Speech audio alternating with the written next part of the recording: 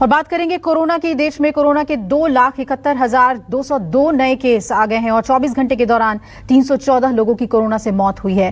कल के मुकाबले कोरोना केस में 7,000 का इजाफा देखने को मिल रहा है। इस वक्त की बड़ी खबर आपको बता दें, कोरोना संक्रमण के मामले लगातार बढ़ रहे हैं और देश में 24 घंटे में अब 2,71,000 से ज्यादा मामले सामने आ चुके हैं।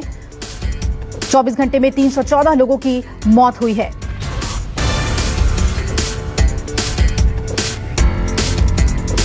और आपको बता दें कि भारत में कोरोना संक्रमण की रफ्तार धीमी भी पड़ रही है। कल की तुलना में आज सिर्फ 3,000 नए मामले सामने आए और ये ट्रेंड पिछले 3 दिनों से दिख रहा है। कल जहां 2,68,000 नए मामले सामने आए थे, वहीं आज 2,71,202 नए केसों की पुष्टि हुई है। स्वास्थ्य और परिवार कल्याण मंत्रालय द्वारा ने जो आंकड़े जारी किए हैं उसके मुताबिक रिकवरी रेट में लगातार सुधार का ट्रेंड दिख रहा है। आपको बता दें कि देश में कोरोना का रिकवरी रेट 94.51% है। हालांकि ये आंकड़े अभी सवालों के घेरे में है क्योंकि लगातार टेस्टिंग कम होने की बात सामने आ रही है। दिल्ली में जो आंकड़े जारी किए गए हैं वो केस कम होने की वजह से सवालों के घेरे में है। वहीं बात करें केसेस की और टेस्टिंग की तो उसमें आपको फर्क साफ देखने को मिल रहा है।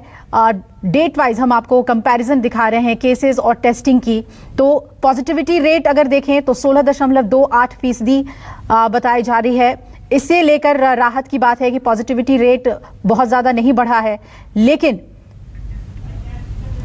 जो मामले लगातार बढ़ रहे हैं उसमें 3 दिन का जो ट्रेंड है वो आपको दिखा रहे हैं। तो केसेस अगर कम हैं तो क्या इसके पीछे टेस्टिंग वजह है कि टेस्टिंग नहीं होने की वजह से केसेस कम आ रहे हैं, और क्या ये पीक है दिल्ली और मुंबई के मद्देनजर भी?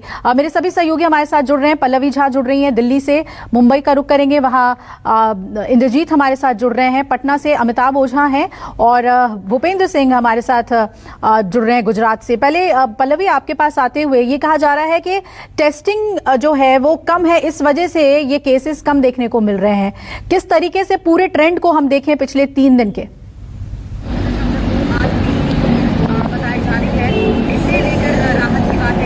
देखिए अभिलाषा, इसमें कोई दो राय नहीं है कि अगर टेस्टिंग की कैपेसिटी कम कर दी जाएगी तो जो केसेस हैं उस तरीके के नहीं दिखेंगे जो दिख रहे थे बीते हफ्तों में। क्योंकि देखिए दिल्ली की अगर खास तौर पर बात करें तो दिल्ली में 94,000 से ज्यादा जो है टेस्टिंग कैपेसिटी थी। 1 लाख तक भी टेस्ट किए गए थे, जिसमें साफ तौर पर देखा जा रहा था कि किस तरीके से संक्रमित लोगों की संख्या दिखाई पड़ रही थी। लेकिन पिछले 24 घंटों की अगर बात की जाए तो देखिए 67,000 ही टेस्टिंग हुई है, जिसमें 20,000 से थोड़े ऊपर लोग जो है संक्रमित पाए गए हैं। लेकिन पॉजिटिविटी रेट पर अगर आप गौर करेंगे तो जो पॉजिटिविटी रेट है वो 30% से ज्यादा दिखाई पड़ रहा है। यानी अभी भी खतरा उतना ही है जितना बीते हफ्तों में दिखाई पड़ रहा था। ये जरूर है कि जिस बात का जिक्र आपने किया कि क्या कुछ राज्यों में पीक आ चुका है, तो बिल्कुल देखिए महाराष्ट्र, बंगाल और खासकर कि कोलकाता और जो दिल्ली है यहाँ पर पीक आ चुका है, ऐसा जानकार कह रहे हैं।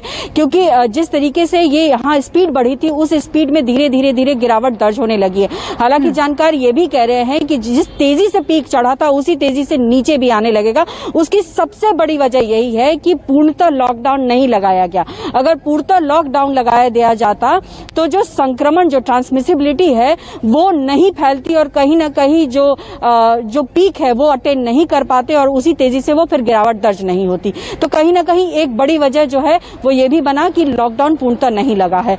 और दिल्ली की अगर बात कर ली जाए तो देखिए ऐसा नहीं है कि लगातार यहाँ पर टेस्टिंग की कमी हो रही है। सैटरडे संडे ये 2 दिन जो होता है उस दिन जो टेस्टिंग होती है उसकी कमी जरूर होती है, उस टेस्टिंग कैपेसिटी की। लेकिन बाकी दिनों में देखा जाता है कि टेस्टिंग कैपेसिटी काफी ज्यादा रहती है। यानी दिल्ली में पीक अटेंड हो चुका है और ये संकेत दिख रहे हैं कि अब धीरे धीरे यहाँ पर जो है पीक जो है फॉल करना शुरू हो जाएगा, एकदम से डाउन होना शुरू हो जाएगा। तो एक राहत की खबर दिखाई पड़ती है। लेकिन बावजूद उसके अगर ओवरऑल भारत के परिप्रेक्ष्य में अगर हम बात कर लेना अभिलाषा, तो देखिए अभी भी खतरा कम नहीं हुआ है क्योंकि कुछ राज्यों में अभी भी केसेस बढ़ रहे हैं और वो अभी पीक अटेंड नहीं कर रहे हैं। तो ऐसे में उन राज्यों में पीक आने में वक्त लगेगा और फिर पीक होने के बाद फॉल होने में वक्त लगेगा। यानी अभी भी खतरा बरकरार है, सचेत रहने की जरूरत है। और यही वजह है कि सरकारें जो है अभी ढील नहीं दे रही हैं और अभी भी जो नियम है उनको लागू कर रखा हुआ है। और जिन जिन राज्यों में जहां पर केसेस फॉल हो रहे हैं, हो सकता है कि आने वाले वक्त में थोड़ी बहुत ढील दी जाए। लेकिन जब तक कि पॉजिटिविटी रेट जो जो है रिकवरी पॉजिटिविटी जो रेट होती है उन 96 से ऊपर नहीं चला जाएगा तब तक ढील नहीं दी जाएगी, क्योंकि जहां हम देख रहे थे कि रिकवरी जो रेट थी 98 से ऊपर था वो 94 के आसपास है। तो यानी जब तक 96 से ऊपर नहीं चला जाता है तब तक स्थिति कंट्रोल में नहीं आएगी, और जब तक कंट्रोल में नहीं आएगी तब तक जो है ढील नहीं दी जाएगी। अभिलाषा बिल्कुल बिल्कुल पल्लवी, और दिल्ली और मुंबई के पीक की हम बात कर रहे थे तो मुंबई का रुख कर लेते हैं। इंद्रजीत, मुंबई में तो पहले ही केसेस कम दिखाए जा रहे थे और ये कहा जा रहा था कि टेस्टिंग ना होने की वजह से ये राहत भरे आंकड़े नजर आ रहे हैं। अभी क्या स्थिति है और सरकार का क्या कहना है टेस्टिंग को लेकर?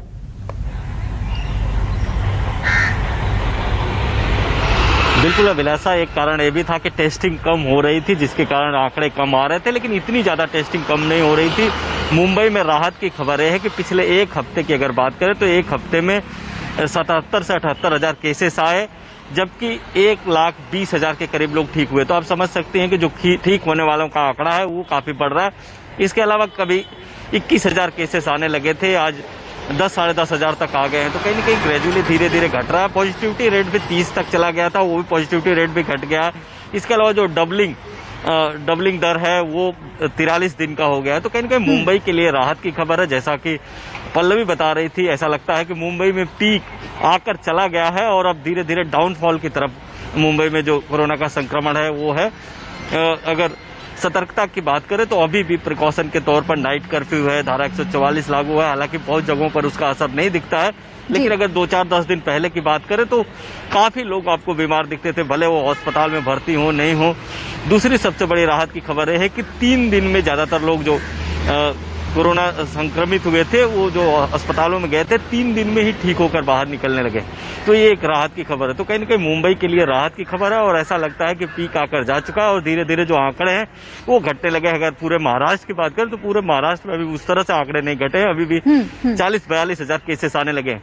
अगर मुंबई में जांच की बात करें तो पहले 72-75 हजार पर डे टेस्टिंग होती थी, अब 2-3 दिनों की अगर बात करें तो 60-62 हजार के करीब टेस्टिंग हो रही है। तो कहीं ना कहीं जो टेस्टिंग थोड़ी घटी है, लेकिन ये जो ICMR की नई गाइडलाइन आई है इसके मुताबिक इनका कहना है कि टेस्टिंग थोड़ी घटाई गई है, क्योंकि जो ट्रैकिंग जो होती है, ट्रेसिंग होती है वो थोड़ा कम हो रही है।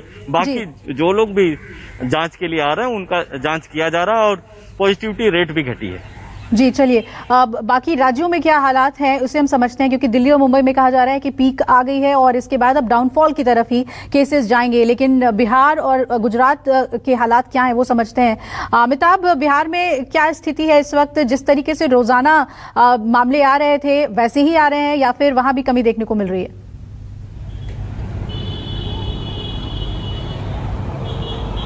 नहीं, देखिए बिहार में जितने मामले आ रहे थे लगातार जो है 6,000 से ज़्यादा केस प्रतिदिन आ रहे थे, और ये 6,000 की संख्या तब है जबकि जो शुरुआती दिनों में हम बात करें तो 1 जनवरी 2 जनवरी को 2 लाख से ज़्यादा टेस्टिंग हुए थे, और अब वो संख्या घट के आ गई है 1,58,000 1,70,000 के बीच में टेस्टिंग हो रही है। लेकिन जो संख्या है, जो पॉजिटिविटी है वो ज़्यादा संख्या जो बढ़ती जा रही है। अभी भी 6300 से ऊपर ही संख्या जा रही है, 58,000 से ज़्यादा केसेज आ चुके हैं। और सबसे खास बात यह है कि अब ये डराने लगा है कि बिहार में अगर हम देखें तो पिछले 16 दिनों में 32 मौतें हुई हैं, यानी कि हर 12 घंटे पे एक कोरोना संक्रमित व्यक्ति की मौत हो रही है। तो हालात यहाँ भी गंभीर होते जा रहे हैं, क्योंकि यहाँ जो पीक आवर जो कहा गया था जो एक्सपर्ट के द्वारा कि 24 जनवरी से यहाँ पीक आवर जो है जो पीक टाइम जो आएगा वो 24 जनवरी से आएगा। तो लिहाजा अभी सरकार कुछ ढिलाई देने के मूड में नहीं है, जो सख्ती है वो बढ़ाई गई है और साथ ही लोगों को ज़्यादा अवेयर किया जा रहा है, वैक्सीनेशन की तरफ किया जा रहा है। क्योंकि बिहार में जो ट्रेंड देखा गया है कि जिन लोगों की मौत हुई है उनमें उन लोगों की संख्या काफ़ी ज़्यादा है जिन्होंने वैक्सीनेशन नहीं ली थी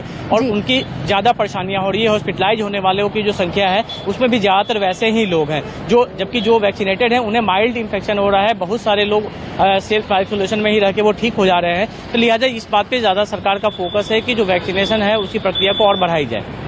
जी बिल्कुल अमिताभ। और गुजरात में क्या स्थिति है? गुजरात में भी बहुत ज्यादा मामले सामने आ रहे थे और ओमिक्रॉन के भी केसेस थे। क्या स्थिति है वहां पर भूपेंद्र? क्या वहां केसेस टेस्टिंग प्रॉपर तरीके से हो रहे हैं या वहां पर भी टेस्टिंग में कमी देखने को मिल रही है? गुजरात में कोरोना बाकी राज्यों के मुकाबले में कम नहीं कहा जा सकता, क्योंकि 10,000 के आसपास पिछले एक हफ्ते से लगातार मामले जो सामने आ रहे हैं। रही बात टेस्टिंग की, सरकार ने 1 लाख टेस्टिंग का लक्ष्य रखा हुआ था, लेकिन उतनी टेस्टिंग नहीं हो पा रही है। मैं इस समय घोड़ासर इलाके में हूँ, मेरे पीछे आप एक ड्रोन देख रहे हैं।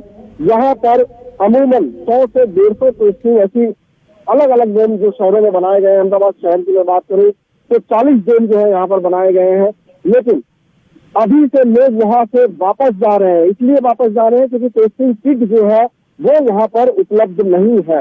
100 के आसपास टेस्टिंग हुई है और उसके बाद अब जो है लोगों की टेस्टिंग नहीं हो पा रही है और इसके चलते लोगों को वापस जाना पड़ रहा है। तो ये एक शिकायत लोगों में देखने को मिल रही है। क्योंकि मकर संक्रांति का पर्व था, यहाँ पर बहुत ज्यादा लोग इकट्ठा हुए, छतों पर चढ़े, पतंगे उड़ाई हैं। पिछले 2 दिनों से ये सिलसिला जारी है। आज संडे है, आज भी यही होगा और उसी के चलते आप देख सकते हैं किस तरह से लोग जो है कतारों में लगे हुए हैं टेस्टिंग करवाने के लिए, लेकिन यहाँ पर टेस्टिंग किट जो है वो उपलब्ध नहीं है। हालांकि ये कहा जा रहा है कि कुछ देर के बाद में टेस्टिंग किट जो है वो आ जाएगी और उसके बाद में फिर से टेस्टिंग शुरू हो जाएगी। अभी पर्याप्त मात्रा में टेस्टिंग किट नहीं है, लेकिन ये एक बहुत बड़ी खामी कही जा सकती है क्योंकि अगर टेस्ट ही नहीं होगा तो पॉजिटिव कहाँ से आएंगे। उसके बाद ये कहा जाएगा कि लोग कम पॉजिटिव आ रहे हैं। हालांकि 10,000 का आंकड़ा कम नहीं होता है राज्य में, जिसमें अहमदाबाद के अंदर सबसे ज्यादा आंकड़े आ रहे हैं और पॉजिटिविटी रेट जो है वो अहमदाबाद का 21 के आसपास है। आप समझ सकती हैं कि किस तरह कोरोना का खतरा जो है वो अहमदाबाद और गुजरात के बाकी राज्यों पर मंडरा रहा है। लेकिन मैं बता दूं पिछले 24 घंटों में मौत की अगर बात करूं तो सिर्फ 7 मौतें हुई है। हॉस्पिटल्स में बेड खाली पड़े हुए हैं क्योंकि बहुत ज्यादा मरीज जो है उनको एडमिट नहीं होना पड़ रहा है। घर पर रह के इस तरह के जो डोम्स है वहीं से दवाइयां मिल जाती है, घर पर रह के ही वो ठीक हो जा रहे हैं। तो बहुत ज्यादा दिक्कतें लोगों को पेश नहीं आ रही है। बिल्कुल भूपेंद्र, लेकिन टेस्टिंग पर सवाल उठ रहे हैं कि ये जो आंकड़े जिसमें थोड़ी राहत नजर आ रही है वो इस वजह से कि टेस्टिंग कम हो रहे हैं और ये तस्वीर लगातार हमने आप तक पहुंचाई है। शुक्रिया आप सभी का पूरी जानकारी हमें देने के लिए कोरोना से जुड़ी हुई। नमस्कार, मैं हूं मानक गुप्ता।